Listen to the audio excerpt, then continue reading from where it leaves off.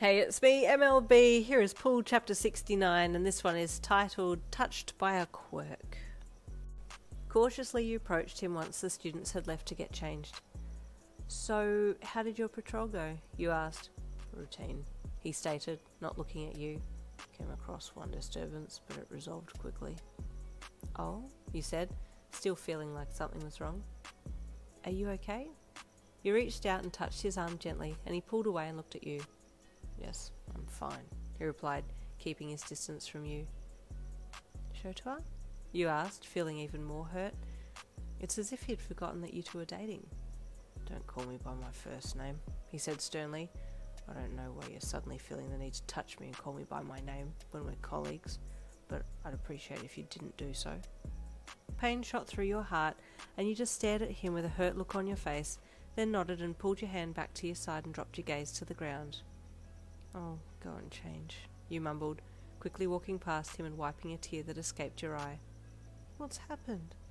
Has he forgotten we're together, or is this his way of breaking it off? Confused and hurt, you went to get changed and have a little cry. You couldn't afford to cry too much, though. It would clearly show on your face afterwards, but you allowed a few tears to escape before collecting yourself and heading to the bathroom to touch up your disturbed makeup. Putting on a brave face, he went back to the classroom and snuck in the back. Aizawa didn't even acknowledge that you had arrived, and you sat down to listen to the rest of his lecture. Not once did he look at you, and the less eye contact you made, the more you ached in your heart. From the front of the class, Midoriya was still mulling over the things he had seen with the lady's hair when she had shaken Aizawa's hand. Was she involved somehow? He wondered. He looked up at Aizawa, but nothing seemed amiss with the usual deadpan expression of his teacher. I'll need to look into it, I think. If she did use her quirk on Aizawa, it could be anything. It may even be a latent quirk that acts on him later. After class, you walked to the front of the room and waited until the students had left to talk to Aizawa. Yaoyorozu saw that you were waiting to talk to him and left the room, but hid just outside the door in the hopes of being able to sneak a peek at her now favourite coupled pairing. Aizawa, you addressed him as courteously as you could muster, without any emotion showing in your voice. Would you like me to take the same group of students tomorrow for the patrol? He turned to the board and raised the duster, idly cleaning off the chalk marks. I would like to rotate the students so that they all get a chance to work with different teachers and in different areas of the city, he stated.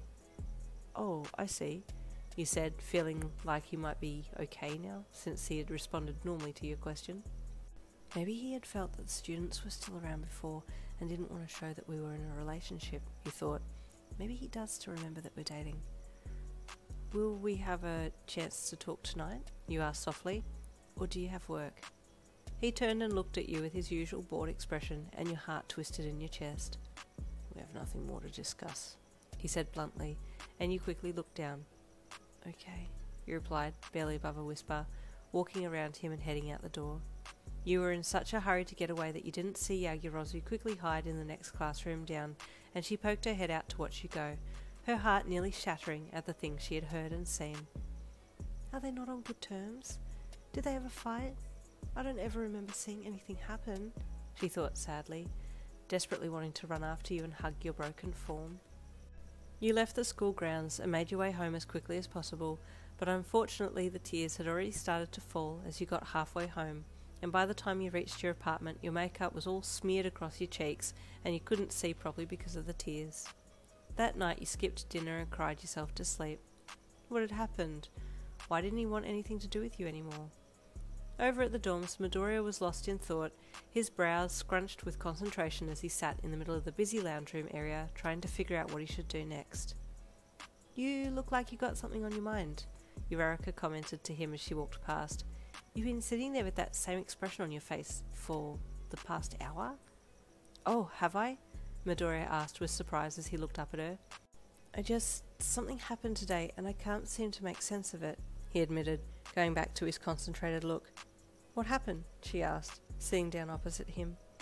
Well, you know the incident with the hammerhead man? He asked. She nodded. Well, afterwards, a lady came up to Aizawa and shook his hand.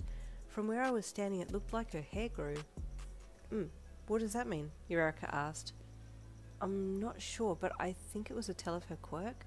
I think she may have done something to Aizawa, but he hasn't changed, so I'm not sure, but I feel like it needs to be investigated. Yaoyorozu just so happened to be walking past when she heard Midoriya mention a quirk and Aizawa, and her ears pricked up.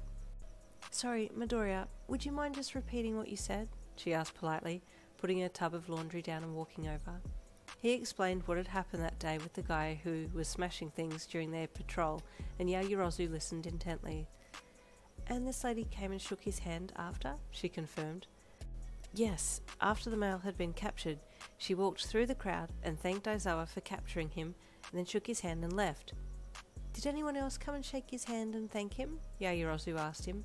Midoriya thought for a moment. "No, no one else did." "That alone is suspicious," Yaoyorozu mused out loud. "And although Aizawa isn't appearing like he's affected to us, I think he might be affected in a way that we can't see, but others might." And there ends chapter 69. Stay tuned for chapter 70.